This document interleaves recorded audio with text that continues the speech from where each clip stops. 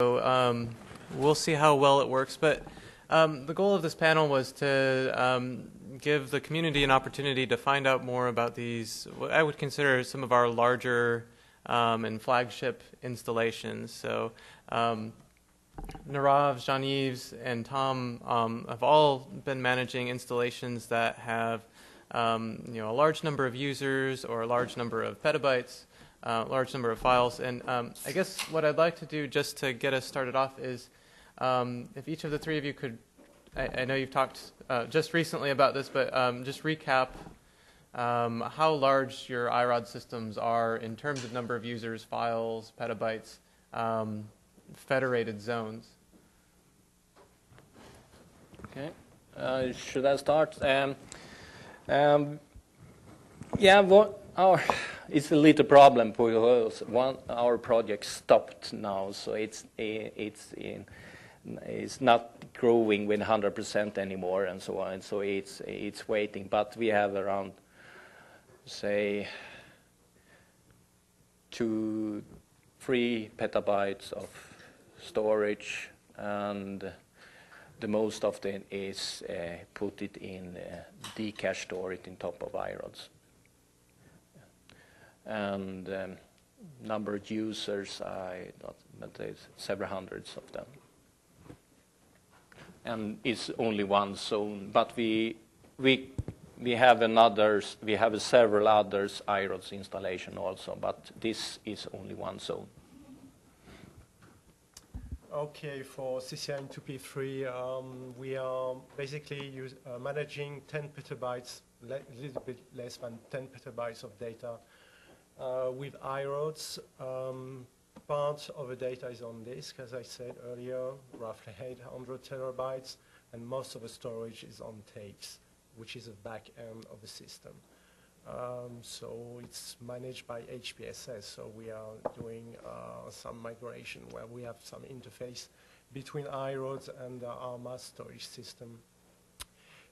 In terms of number of zones, we have 21 zones at the moment, because, well, mainly for the main groups, they don't want to share, to be in the same zone. It's more like something sociological, not issue, but, well, each zone, it's a different scientific project, so there's no need to share the data in the same zone.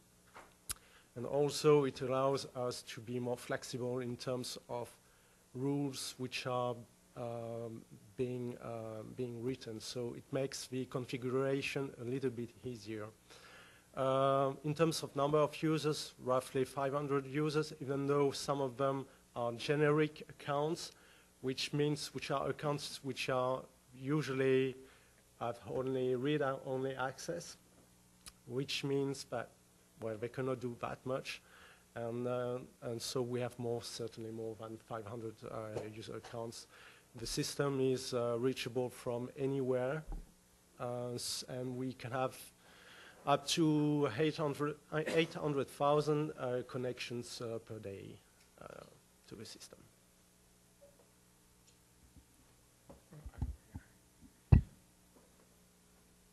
So for us, as I said, we sort of tier our data in two levels. One is user managed, in the sense we give a user a lot more flexibility of what they can do, and that's typically what our end users see.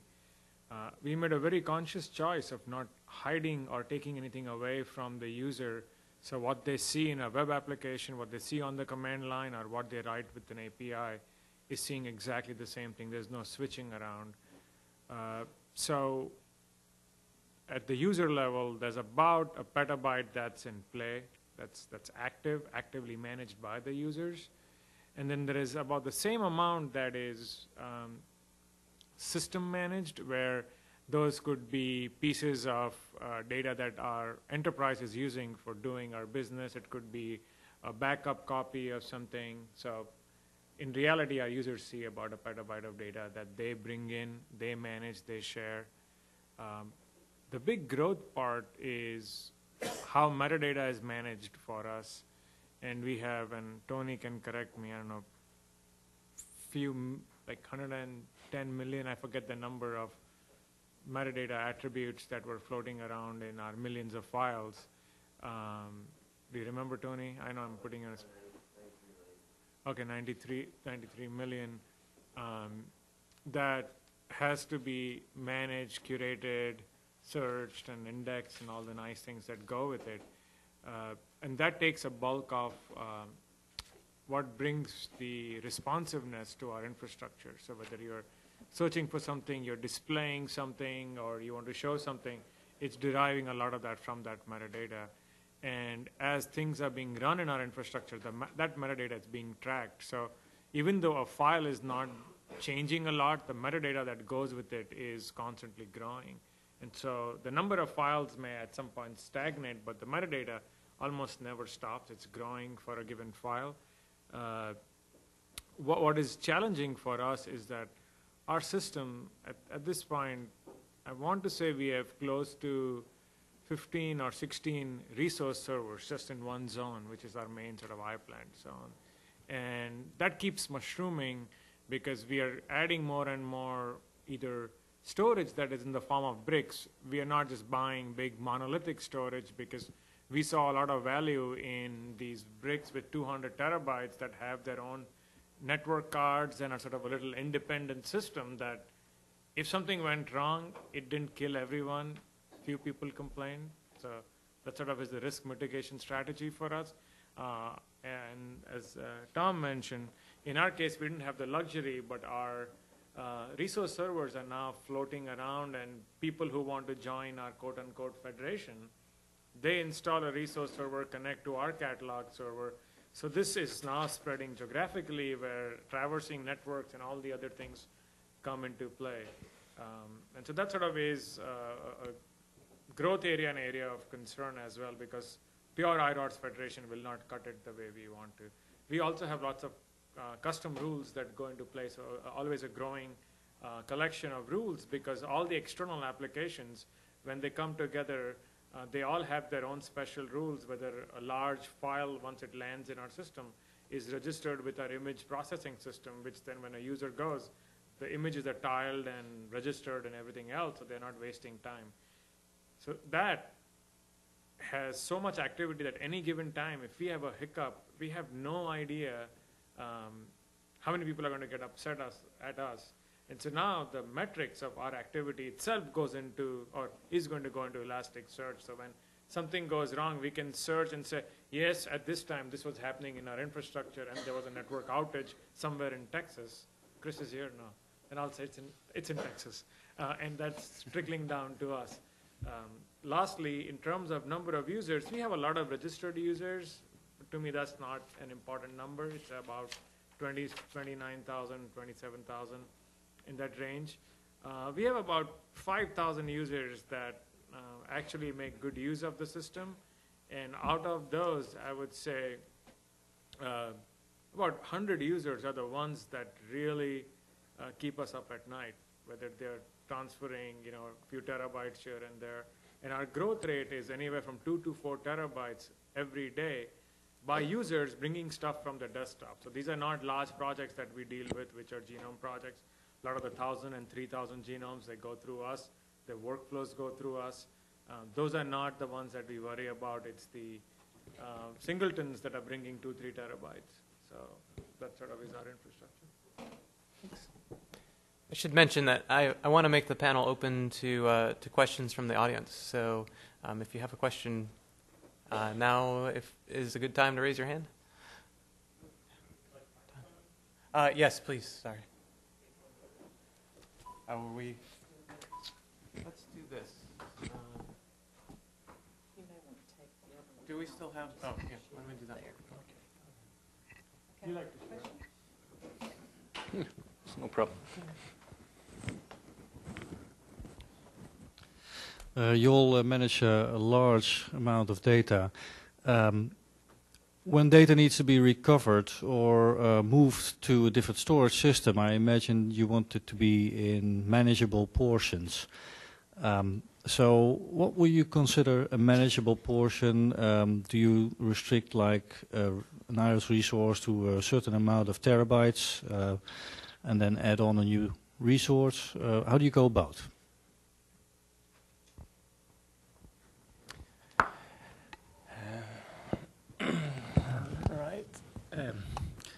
I'm not sure if I understand the whole question, but for us, the storage resources are around 100 to 200 terabytes with 10 gigabytes. That is the size we purchase now, but for a couple of years ago, there was less than that. So size for us is that manageable and also the cheapest one to to purchase. I mentioned, for instance, if you need to migrate data, so how do you, because of course you buy this size of storage. And then how do you migrate data within a maintenance window, for instance? We have a problem. You can migrate data with the functions you have in iRODS online, but what we have found out is that it's going so slow. So we need to do it with other tools instead, Unix tools sometimes and so on. So that means that we need to have that type of resources offline when we do the moving, when we decommission old machines and so on. But we're still trying to find out if we can increase the speed with the online iCommands tools that you have. Thank you. Some others? Okay, on our side, well, as for data replication and things like that, when you have to move data around, especially we're doing a lot of data migration between the disk system, which is the main target, which is seen by the user, and the tapes. It's being made, everything is made through iRODS. And the main issue that we can have is not directly related with iRODS, but with a tape management system. So basically having the right amount of tape drives and stuff like that, and trying to deal with big files is better. Because if you have, and I've seen that a couple of days ago, someone launching, who has transferred a massive amount of small files, 15,000 files. It translates into 15,000 requests to stage the So these are the kind of issues that you can have, but dealing with a mass storage system is, it's not the iRODS problem. Now, as for decommissioning the old servers, we're also using the iRODS tool to do that. However, it can be rather long in under some circumstances, because you can have a huge amount of small files, and whatever kind of protocols you're going to do to do the transfer, iRODS, whatever you want, it's not going to be very efficient. So it can take a couple of days for a server which has, let's say, 50 terabytes of data on it. Apart from that, the thing is, for the data which are in a mass storage system, they are attached to some physical resources attached to a given server or a set of servers. I trick the system by going directly into the iRODS catalog, because I don't want to move, because the data are still in HPSS on our mass storage system. And it's not a question of moving the data around. It's just a question of moving the data from, to register the data which were attached to a given set of servers to a given set of new servers, and that's it. So just at the metadata level. Maybe if it's something which is missing in iRODS, it's not a big thing, but at the moment I'm dealing it directly with the database.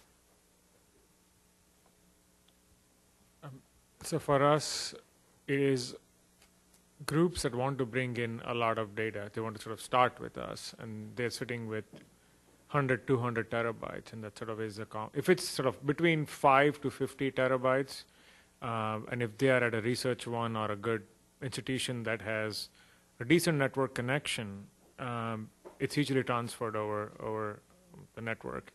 Surprisingly, a lot of the US institutions, they claim to have 100 gigs, but when you try to use it, you barely get a gig out of it for various reasons. We definitely had a conscious decision that we were not going to accept hard drives. You will not FedEx to us. If FedEx is in your data management plan, we're not playing with you. That was our bottom line. And so the only groups that we have taken data from outside that has come on drives are the groups in Philippines and others where they have produced the massive amounts of data in their system, and they could not bring it over the network to us. The largest we have moved over the network is close to, I think, 360 odd terabytes over time, but that took a while. In terms of decommissioning, as I said, we sort of moved to the more, 200 terabyte bricks or whatever you like to call them. It's been really nice to just use iRODS and we replicate the data, and then we have a replica, and then we phase out the old one. And so that way, when we are rotating equipment and we know we want to retire something, the downtime for the user is a lot lesser. At some point, we were with very limited success, and I want to go back now that the networking capabilities have improved, is the RDBUP protocol, which iRODS supports, and we could literally pump as much as the hard drives could spin themselves. They were the limitations. That was not reliable for us, but I'm talking of 3-4 years ago. And so now with software-defined networks and how we have structured our capabilities, I think we will revisit that for making copies of our data in bulk. Why wasn't it reliable? It was not, I think, because it doesn't have enough sort of packet checking, and so something falls. So what was happening is we were spending time clapping our hands saying, oh, it got there so fast, and we'll sit there and do checksums, and they'll take longer, and it's like, oh, the checksum's off, oh, transfer it again. So at the end of the day, we didn't really gain much.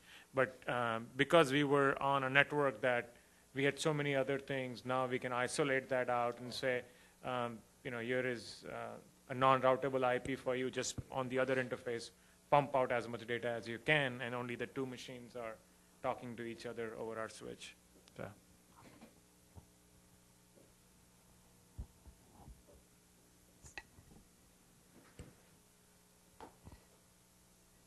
Jean-Yves, you described a problem where you have connection saturation coming into the ICAT servers, and you were looking at ways to throttle or limit the connections coming in. But if you didn't want to, let's say you didn't want to throttle connections come in, I have a couple of questions related to that.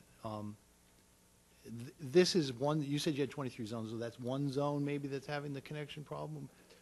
It can be any kind of zone, but yes, there are some zones where you can have, bigger activity, yeah. We're seeing that problem particularly, you're seeing it's in, at least it's limited to a zone. Mm-hmm. Could you solve that problem if you wanted to with horizontal scalability, more than 2 servers on the ICAT server?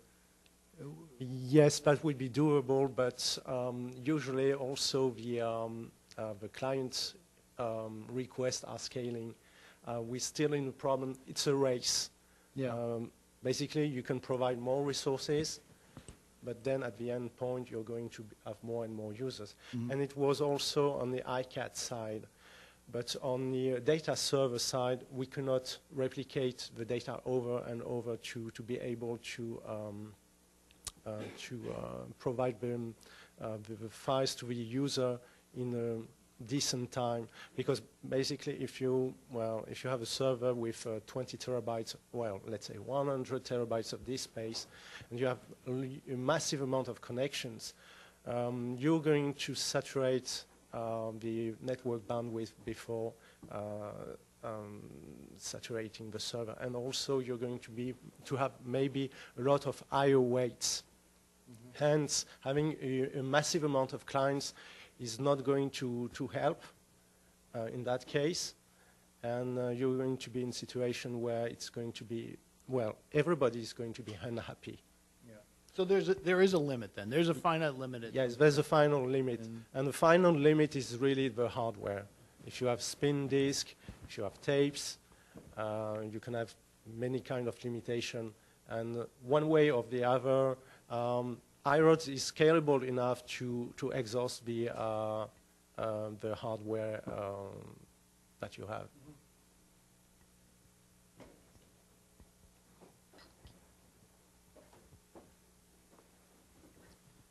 So, in terms of, we get denial of service pretty common on our system, and the last resort that we have taken to some of the places that we know where we get that, we've relied a lot more on IP tables to tell us that do not accept more than 15 connections a second from the same IP on this machine, because we know that that tendency is coming from that section of our infrastructure.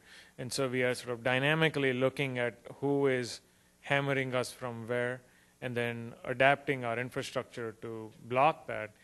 There was some of the work I think Jean-Yves and Mike Wan must have done a while back, where there's an upper limit we define for number of connections per resource server, and once it's saturated, rather than tipping over, it denies connections, and that's the only safeguard we have right now. But usually the bad guy gets in and eats up all the connections, and the good guys are waiting in lines.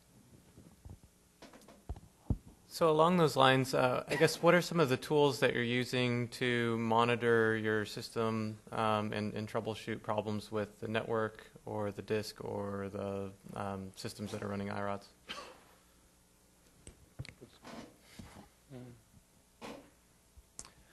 We are using the same tool for everything that is Nagios and MoveMin and this type of things. So that's the same tool that we're using for the other things. Same for us. So basically Nagios and other tools to monitor the network activity. So we use Nagios as well, and as I mentioned, we are now starting to put our log activity into our Elasticsearch, so that way we can the big thing was correlating Nagios and everything else. We could not understand what was happening in the infrastructure, and now we are able to correlate, oh, there were many jobs fired by this for this coming from here. The biggest black box for us is network performance. Even though we run perf sonar to understand where we are and our common sort of data sources and data destinations, that has been really helpful for us to pinpoint and say, here is what is really being delivered in terms of throughput, as compared to every network provider saying, oh, I give you this bandwidth, and when we try to go back with metrics, either they throw it in your face and say, oh, it's your hardware, or it's your machine, or it's your network card. This sort of, we have a very well-defined historical view into our network performance between those two sites, and then we tend to use that as a benchmark of what we should expect. And that has allowed us to plan, so when somebody is trying a data expedition, we know what is the realistic bandwidth to be dealt with.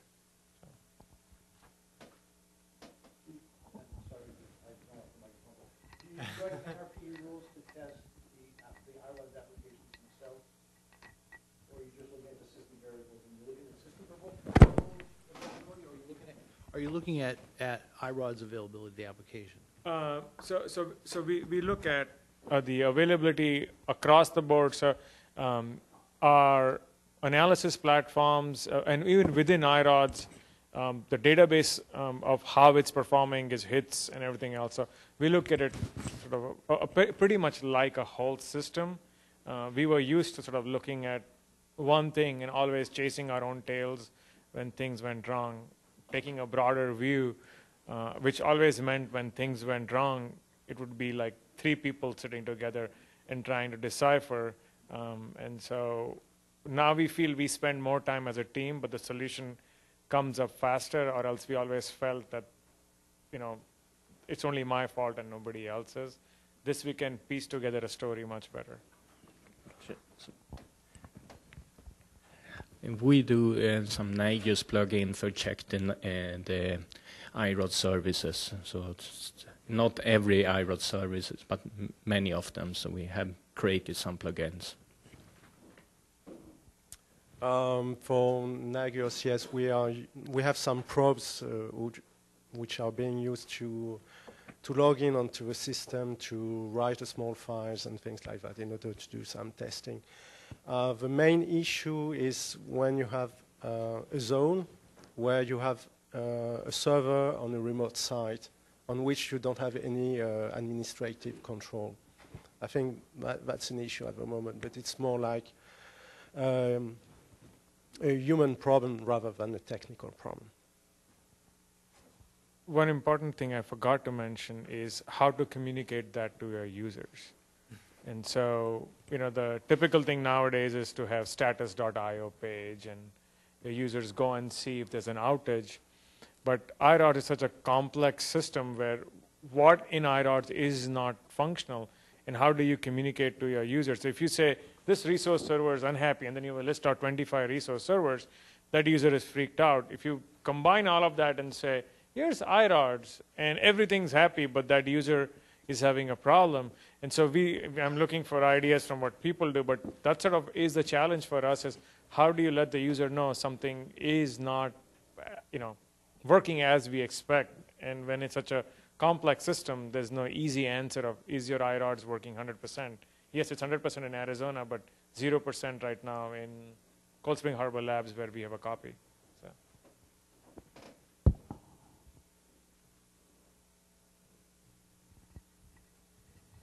So this may be a bit awkward, but since you gentlemen have so much experience now with iRODS, if you had to start your implementations all over again, would you still use iRODS again? And if not, what would you look for in the replacement that you don't have now? I'll just plug my ears.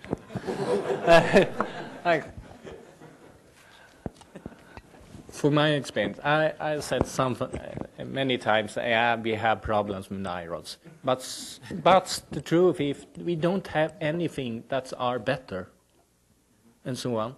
Okay, I'm talking about Dcache, but yes, Dcache is good on some things, but that is not the whole our needs.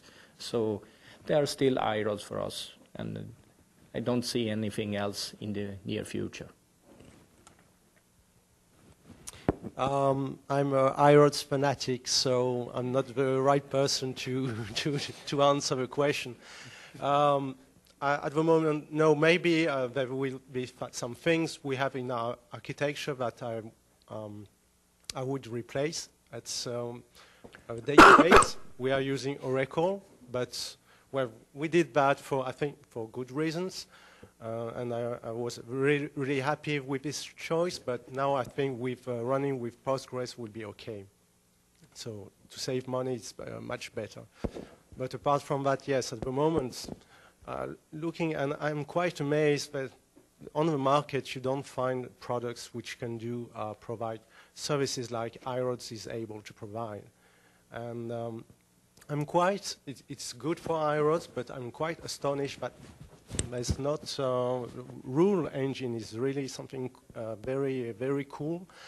And data management policy, well, it's really something really great for us. We run SRB before, but it's even better because we can have some policy management which is centralized, so which means that nobody can, any user cannot overcome our policies. So that's really something important, especially if you want to make sure that the file has checksum, that the file has its metadata registered somewhere, etc., etc. So I've had the fortune or misfortune to have collaborated with industry on developing data management platforms in the 90s. While we had fun doing it, the philosophy of iRODS is what I subscribe to more than the product. And by that, what I mean, and I know that's not the best answer you would like for me to say, is I want vendor independence. I don't want to be beholden to a file system provider. I don't want to be beholden to a hardware provider. I want that full flexibility where if I decide I don't like this box and that technology is cheaper, my user doesn't even know, and honestly, they don't care. And so that's sort of the philosophy I come from. And so the vendor neutrality, if you may, for my data management, because at this point, it's a long-term relationship. Data management is not a short-term activity, right? You're getting married, you're going to possibly die together in that relationship, or you at least kill a few people. And so that whole process of the software, the philosophy, and the direction was very aligned with what I wanted, and at which point I was willing to compromise on anything that went with the product per se, fully knowing that I can add to it. And that sort of has been our relationship with iRODS as a team, and that's the other value where we are able to, not because I can influence part of the product, it's because I can convince them as to this is the need, and they value that, and they make things happen. And there always is a programmer's hubris that you can do better, or even an industry hubris that someone can do better, which is always good to have. But end of the day, this is a pragmatic way of managing your digital assets. And that sort of is why I use it, and why I'll continue to use it, and why I'll build new things on top of it.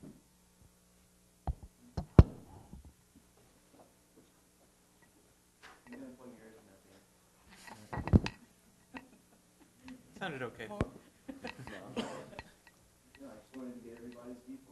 Yeah.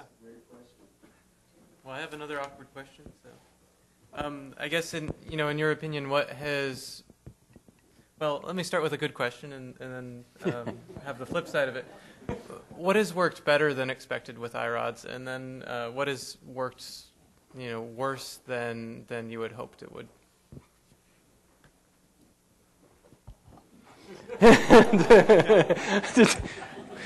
You can only answer the first if you want. Or the second one.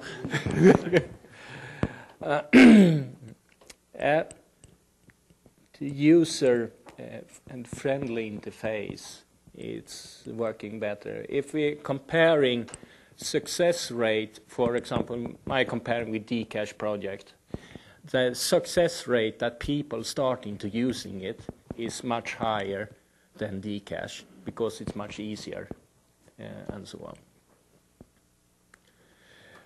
The biggest problem for us is that iRODS is such a moving target now. So we need stability and this type focus on the major function that it's work, and we have stability. That is our major problem. Well, rather difficult question, thank you. I think among the things, where we could have some improvements, it's not really an improvement actually. It's at the moment there are many different ways to interface the system. So even as an administrator and someone who is providing advice to the user, sometimes it's difficult to give the right solution.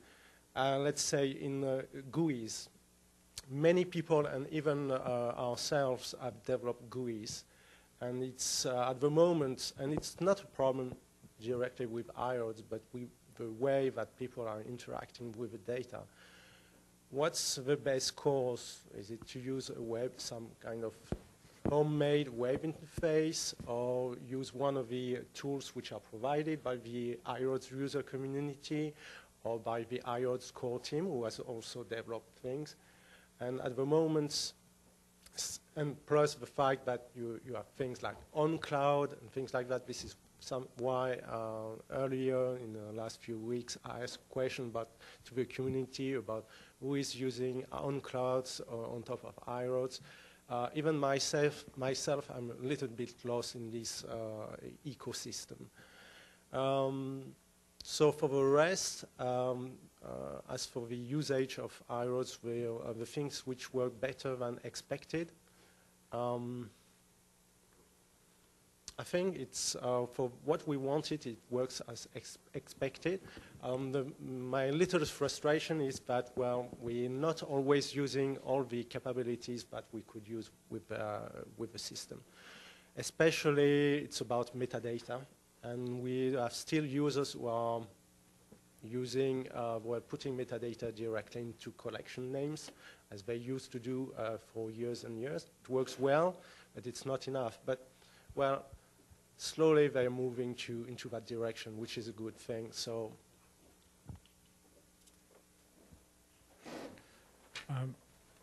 you said one thing, right? No, you can pick as many as you want. No. So I think from our perspective, what has really worked well is a very clear view into distributed data. You were not playing games with anyone when you do ILS, and if the data is sitting in the UK or in the US, it's not a material to you where the location is, and you can operate on it. Now you're going to see latencies, but the point being, your digital assets can be in different locations, but you have one common view into it. And when you operate on it, the idea of sort of it being replicated and then eventually getting synchronized. So that's sort of the distributed data management at its core is what I would consider worked much better than what I thought it would be. Where I see, I think the point that Jean-Yves just made is an important one, and I think it's a battle that one can never win. You just have to compromise. There's no winning in that. I personally feel that for iRODS as a product, the scalability that we keep talking about, sort of, there are only going to be few people that need that scalability, but then there is this much bigger group of people who are sort of mid-tier, and they cannot roll their own solution or do something by themselves. And those are the ones that are getting lost in the shuffle because they don't know how to either make things align to their research needs, and they have 50 different tools, none of them fully complete, because the community has not fully come behind a handful of products to make them really successful. And so even though we have a growing community, we have not coalesced to standardization of certain tools and techniques of doing that. And the two sort of pet peeves I have, one that you just mentioned, which was UIs. But even in the UI, most people that I talk to, I feel they obsess over organization and ignore the analysis. Your source of data is the analysis you perform, and if your analysis system is not well integrated into your data management system, you are going to cry, if not now, maybe 5 years from now. And so a lot that's happening outside that has to be factored in. And from the UI perspective, and I always tease the iRODS team about this, I said, we have to behave like web. iRODS should be a system that is no different than a web server, and everything that is now so web aligned, iRODS sort of stands out as a sore cousin where come talk to me on port 1247 and open this port. I think for a new generation of quote-unquote data science enthusiasts, you want to make sure that the learning curve of coming up to speed with your data management fabric should be really low so that they can focus on the science and not the infrastructure.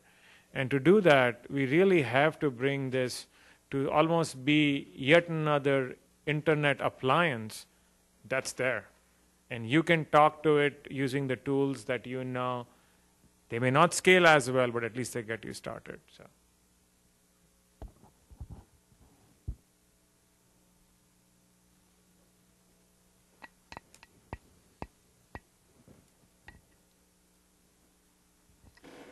How many full-time equivalent employees, FTE, for those who understand the English acronym, do you have dedicated to iRODS?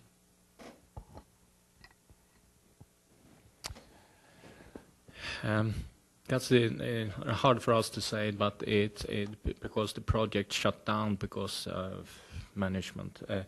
But it's running with 40%.